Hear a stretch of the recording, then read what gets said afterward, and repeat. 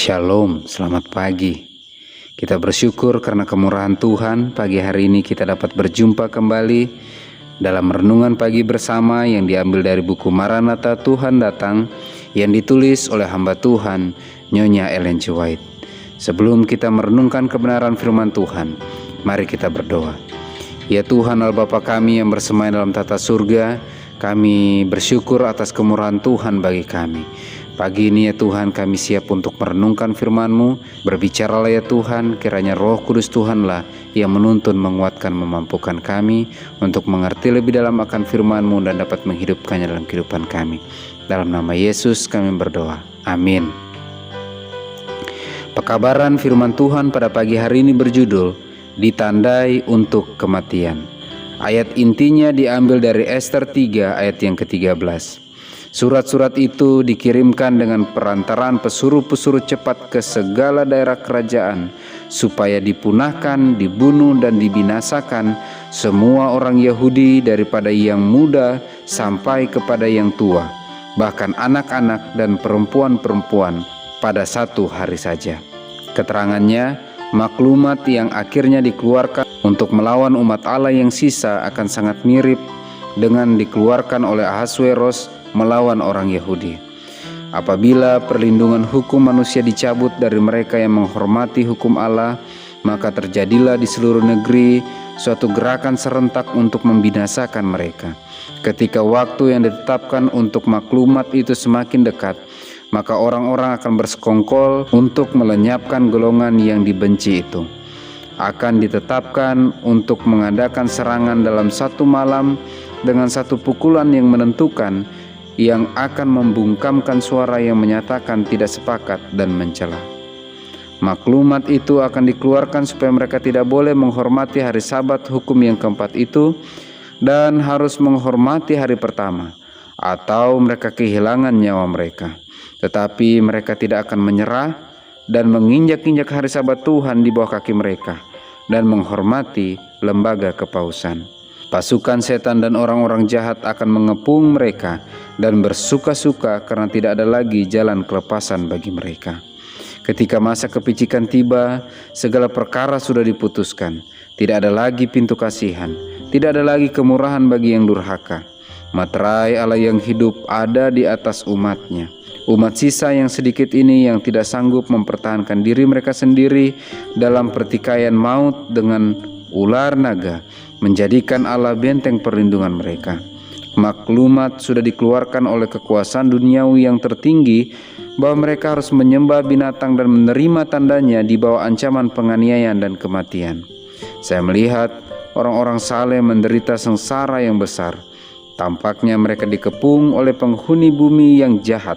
Setiap wujud melawan mereka. Ada yang mulai merasa takut dan menyangka bahwa Allah sudah membiarkan mereka binasa oleh tangan orang-orang jahat. Itulah saat kegentaran, penderitaan yang mengerikan bagi orang-orang saleh. Siang dan malam mereka berseru kepada Allah meminta kelepasan. Secara luar tampaknya tidak ada jalan kelepasan bagi mereka. Orang-orang jahat sudah mulai bersorak atas kemenangan dengan berseru, "Mengapa Allahmu tidak melepaskan kamu dari tangan kami? Mengapa kamu tidak bangun lalu menyelamatkan nyawamu?" Tetapi orang-orang saleh tidak menjawab kepada mereka. Ditandai untuk kematian.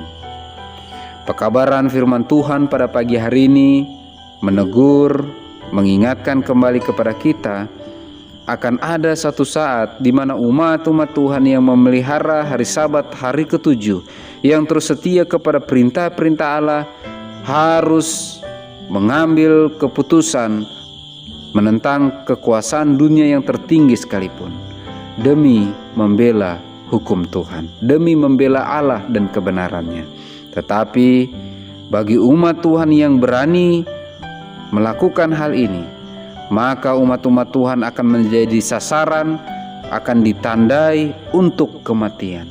Dan dikatakan bahwa saat itulah saat kegentaran dan penderitaan yang mengerikan bagi orang-orang saleh.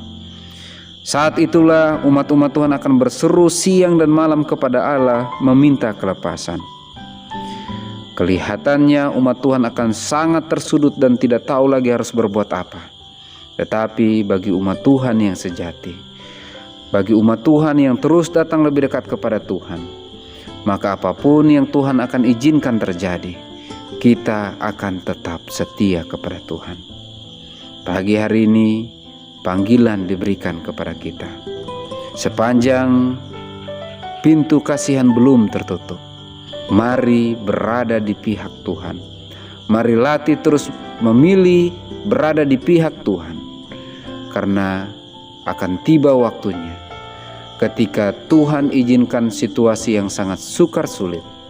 Umat Tuhan yang sejati, apabila dari sekarang sudah dilatih untuk setia kepada Tuhan, akan terus setia bukan karena kita sanggup, tetapi karena Tuhanlah yang menyanggupkan kita.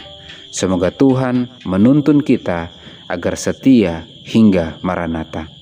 Mari kita berdoa. Ya Tuhan Allah Bapa kami yang bersama dalam tata surga, pagi hari yang indah dan diberkati ya Tuhan. Kami menyadari kebutuhan terbesar kami adalah Roh Kudus Tuhan. Bantu kami untuk bisa belajar terus peka mendengar suara Tuhan, untuk siap Engkau bentuk menurut apa yang Kau pandang baik. Kami lemah, memiliki banyak keterbatasan, terlebih khusus dalam menghadapi tantangan kesulitan yang besar ke depan. Kami tidak ada kesanggupan. Kami butuh kuasa Tuhanlah yang akan menuntun, menguatkan, memampukan kami, sehingga kami bisa siap untuk menghadapi apapun yang Kau izinkan kami alami, karena Engkaulah yang beserta dengan kami. Tuhan, kami mau rindu kami semua bisa siap menerima roh hujan akhir, dan kiranya meterai Allah yang hidup menjadi bagian kehidupan kami. Terpuji-pujilah nama-Mu ya Bapa, dalam nama Yesus kami berdoa. Amin. Maranatha, Tuhan datang. Tuhan Yesus memberkati.